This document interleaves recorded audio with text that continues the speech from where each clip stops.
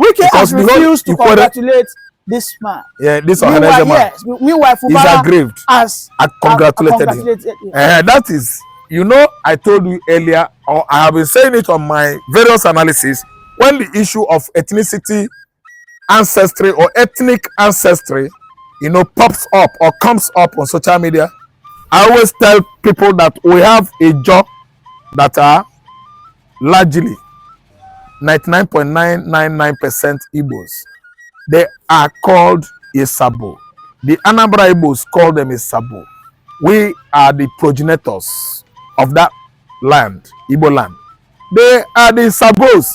Fubara himself, they are Sabos.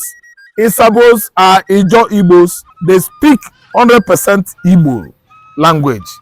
That's why you see Fubara supporting and enjoying the support of the Igbos and supporting the Ohanaeze cause in Ijo, Ikwere, and so on and so forth in River State. Ijo land, they are Igbos. What about the Opobo? The Opobos? What about the Bonny Island? Bonny is an island, a land circled by water. They still speak their language, and we know that Amoyanabo, King Jaja of Opobo, is an Igbo man from Arochu. So these are Igbos, brothers.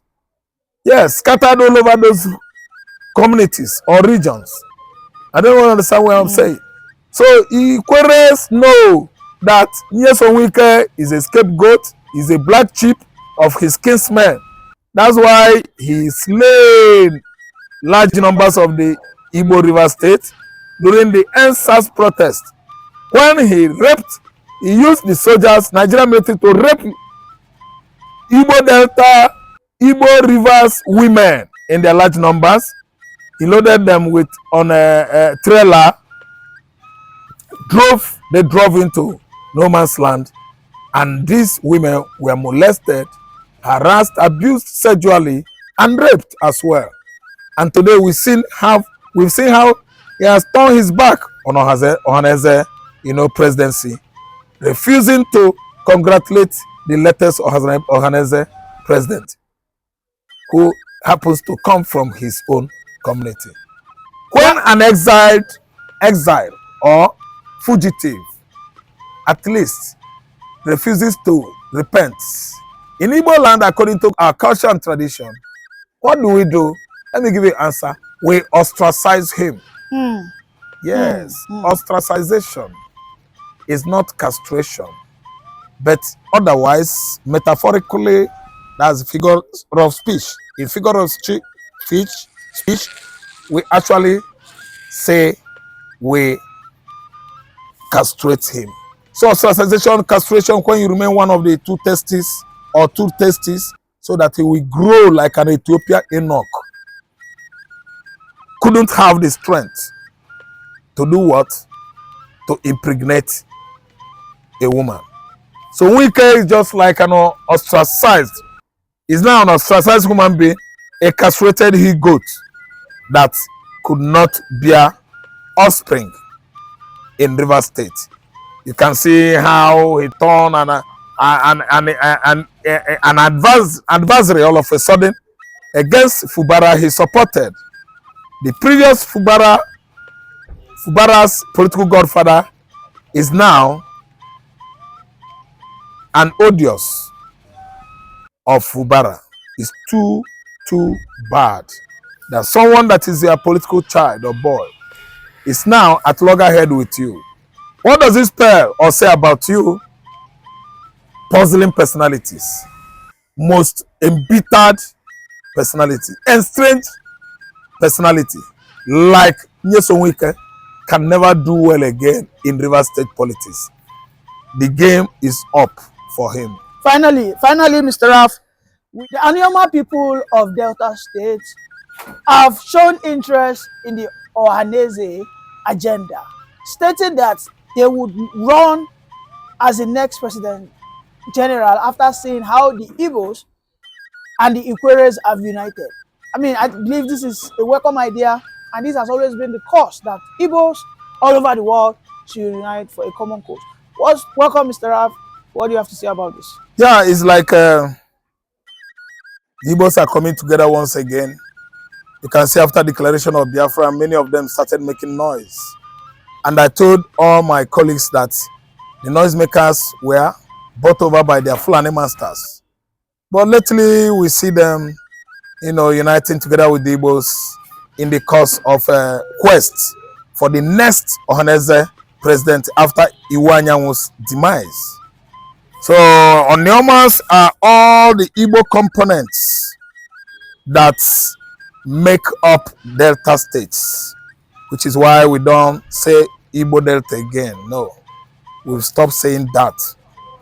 There is no term like that again. Igbo Deltas. No, we don't have Igbo Deltas. We have Igbos in Delta. Igbos in Delta states. All of them, their ancestry, their ancestral home is traced to Igbo land. Most of them from Achala, Achala Isu, and Ocha, Oka, Aguleri, Umueri, Imo State, Abia State. These are where the ancestries came from. I mean all the Igbo speaking deltas. Their ancestries are traced to Anambra State, Enugu State, Abia State, Imo State, and Ebonyi State, of course, together with Abo, Urumili. Is it Urumili? Is it Urumili? Yeah, they speak the same language. To my greatest surprise, I can't hear Abo clear, but Abakaleke man, Eza man, Ikwere man, they hear and understand Abo clearly. Then the Ukwale people speak the same language with Abakaleke Ebonyi people. So that's why I'm telling my Delta Igbo brothers, own it up. Do not allow this market sold to you by your Fulani masters, Fulani hegemonies from the northern Nigeria to divide you and still rule you. Stop being Mugu. Don't listen to Fulani ideologists. They came into this country with ideology of dividing and ruling people, thereby Islamizing the entire regions of the country. Everybody knows where they come from, at least Ibuzo, Ibobunuzo. They changed their name to Ibusa. Just imagine what a shameful move. Ibusa. What is the meaning of Ibusa? Ibozo, Ibobunuzo.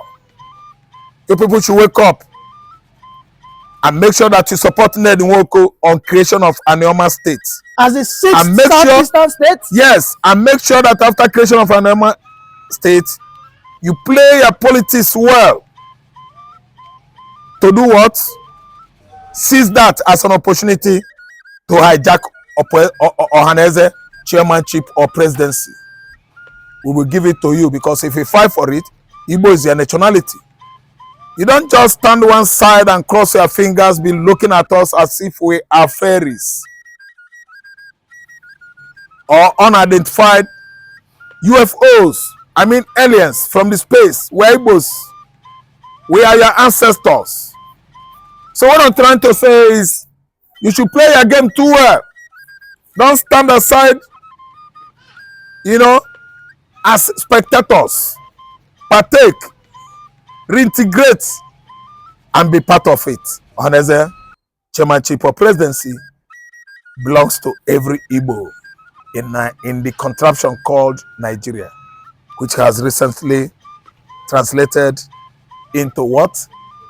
Biafra nationality. You can see how Ikwere man has come out and won. It's because of that zest quest, anxious quest, zealous quest to reintegrate with the Igbos. It has given Ikweres that victory they actually attained this week in Enugu Ohanaeze election, process. They won. It's because they have the zest to quest for what belongs to them. and it has actually been given to them.